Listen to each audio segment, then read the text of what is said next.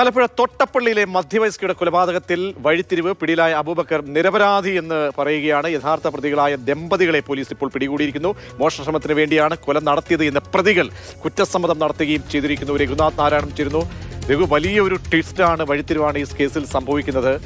യഥാർത്ഥ പ്രതികൾ പിടിയിലാകുമ്പോൾ എന്താണ് അവരുടെ പ്രതികരണം? എന്തിനു വേണ്ടിയായിരുന്നു കൃത്യം നടത്തിയെന്നാണ് മനസ്സിലാക്കുന്നത്? രഘു, ട്വിസ്റ്റ് എന്നതിനപ്പുറം ഒരു സാധാരണക്കാരായ ഒരു മനുഷ്യനെ 24 മണിക്കൂറിനകം കൊലപാതകിയും ബലാത്സംഗ പീഡനം അത്തരത്തിലുള്ളൊരു പ്രതിയാക്കിയ കേരള പോലീസിന് ഈ കേസിൽ ആദ്യഘട്ടത്തിൽ ഒരു വീഴ്ച പറ്റി എന്ന് വേണം, ഗുരുതരമായ വീഴ്ച പറ്റി എന്ന് വേണം കരുതാൻ.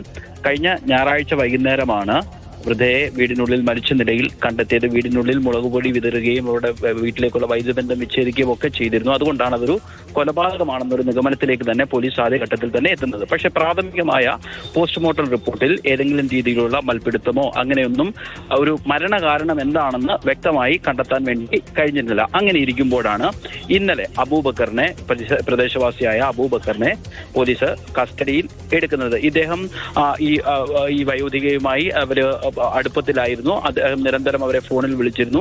ഇവർ മരിച്ച ദിവസവും അദ്ദേഹം അവിടെ ചെന്നിരുന്നു എന്നുള്ളതാണ് മനസ്സിലാക്കുന്നത്. അതിന്റെ അടിസ്ഥാനത്തിലാണ് അബൂബക്കറിനെ പോലീസ് കസ്റ്റഡിയിലെടുക്കുകയും ഇന്നലെ വൈകുന്നേരം കോടതിയിൽ ഹാജരാക്കി റിമാൻഡ് ചെയ്യുകയും ചെയ്തത്. ഇതിനു പിന്നാലെയാണ് ഇന്ന് കഴിഞ്ഞ ദിവസം ഈ വയോധികയുടെ ഫോൺ ആ വീട്ടിൽ നിന്ന് കടന്നുപോയിരുന്നു. ആ ഫോൺ ഇന്ന് വീണ്ടും ഓൺ ആവുകയും ആ ടവർ ലൊക്കേഷൻ കേന്ദ്രീകരിച്ച് നടത്തിയ അന്വേഷണത്തിലാണ് തൃക്കുന്നപ്പുഴ പതിയാങ്കര സ്വദേശികളായ സൈനുലാബ്ദിനെയും ഭാര്യ അനീഷയെയും പിടികൂടുന്നത്. ഇവരെ ചോദ്യം ചെയ്തപ്പോൾ മോഷണ ശ്രമത്തിനിടെയാണ് മരിച്ചത് എന്നുള്ളതാണ് ഇരുവരുടെയും മൊഴി. രണ്ടുപേരും നിലവിൽ പോലീസിന്റെ കസ്റ്റഡിയിലുണ്ട്. അല്പസമയം മുമ്പ് ആലപ്പുഴ SP വാർത്താ സമ്മേളനം നടത്തിയ അക്കാര്യം വിശദമാക്കുകയും ചെയ്തു.